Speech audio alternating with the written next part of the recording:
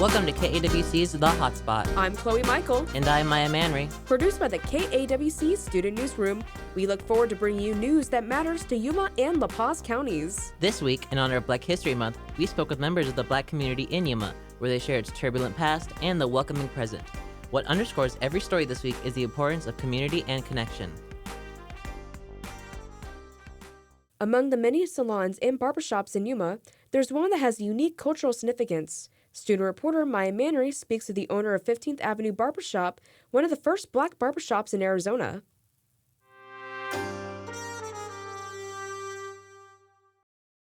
As I walk into the barbershop interrupting a haircut, I speak with Craig Austin, the inheritor of the 15th Avenue Barbershop.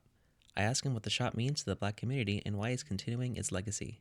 When you go into a black barbershop, you got movies like Coming to America, a barbershop that kind of highlight what a black barbershop is, but it's not until you actually get into a barbershop, predominantly black barbershop, you're going to understand the culture, what comes with it, what comes behind it. It's not just about a haircut, it's about community, it's about your people, it's about organization, and it's about just love, spreading love. It's a good place to be, and that's what we found here, not only with Mr. James, but with 15th Avenue Barbershop, and that's what I'm trying to keep going on. I got my son in here as my apprentice. He's in here working with me, learning the trade, and get to know the people that come with it. Everybody needs a place they can call home, be it a certain store, a park, or among the clippers and razors.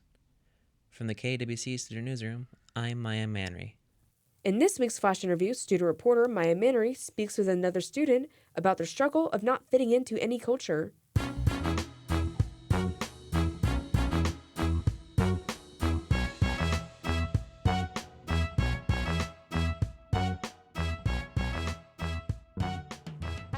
Okay, this is the Flash interview. Could you please introduce yourself?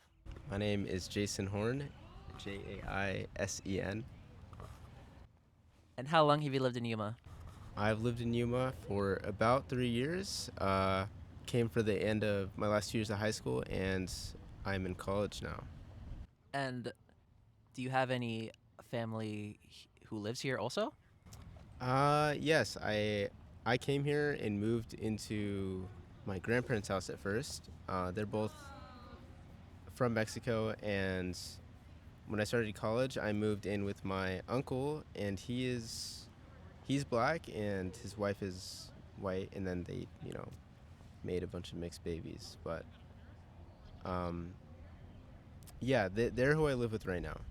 Have you felt struggle in trying to find a community here being mixed? Yeah, I think with, there are black people here, of course, right? But it's hard to connect with them when you're mixed.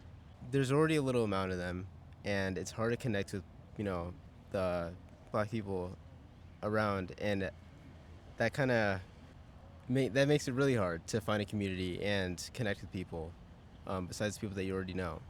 Have you felt an effort from places like AWC to kind of push a greater sense of black community or black acceptance in this predominantly Latino town? I think yes and no. I think they're really, just being here, it feels, all the time, it feels like they're inclusive and community focused, yeah.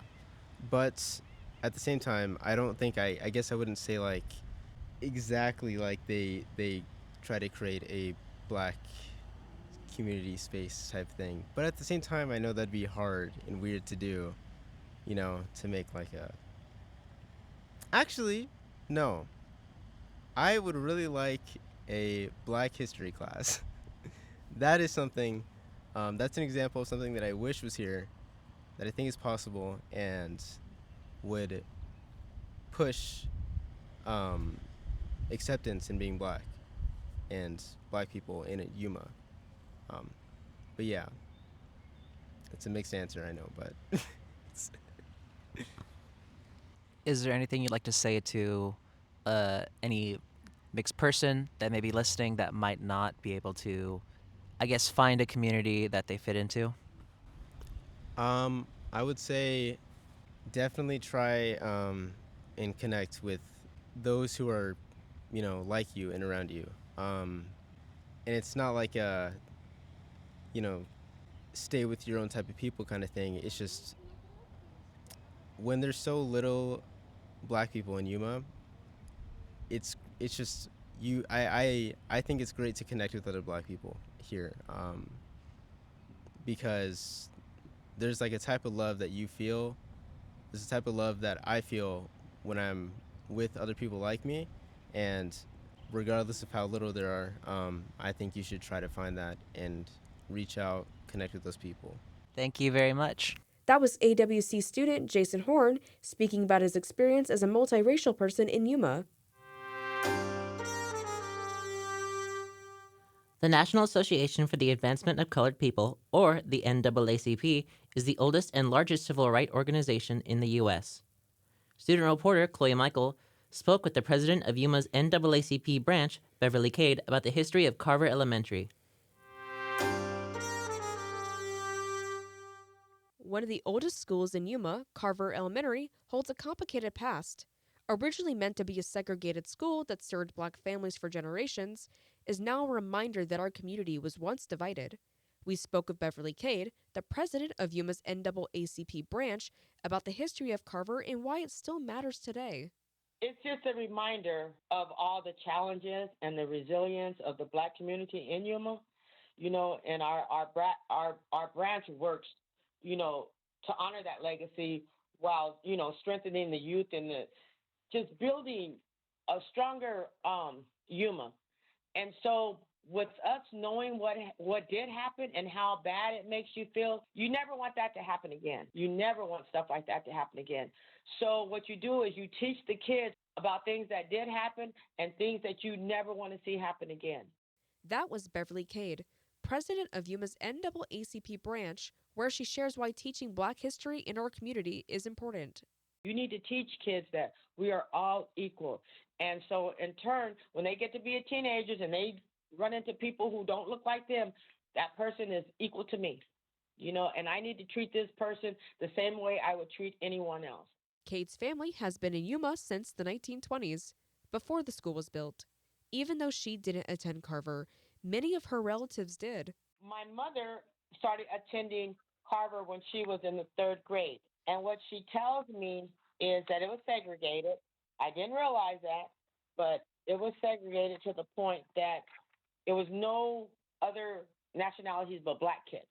So only the black kids attended Carver School in 1948. Originally, Carver was built in September of 1947, yet the building had been replaced in 1956, which can explain the confusion when talking about the age of the school versus the building. If you try to find the history on Carver School, they're not even going to know what year it was built.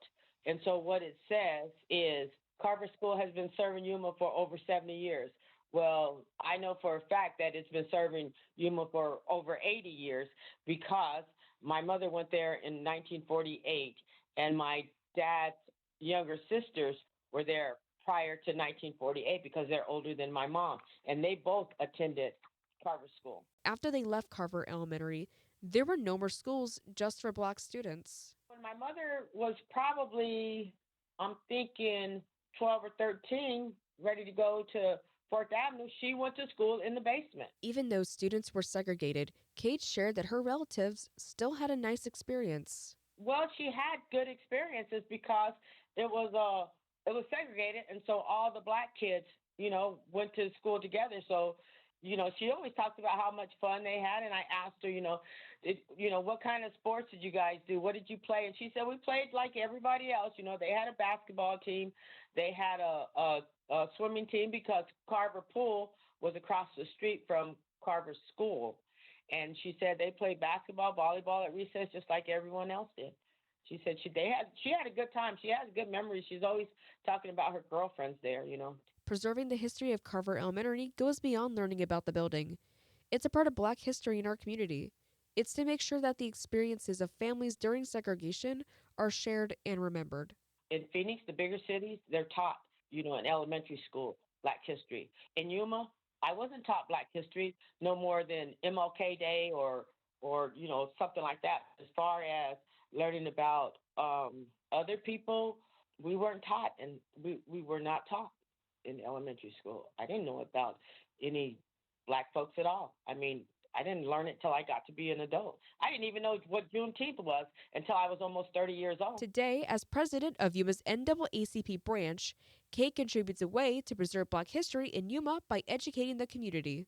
We collaborate a lot with Carver School, because Carver School is one of it's on the north end of town.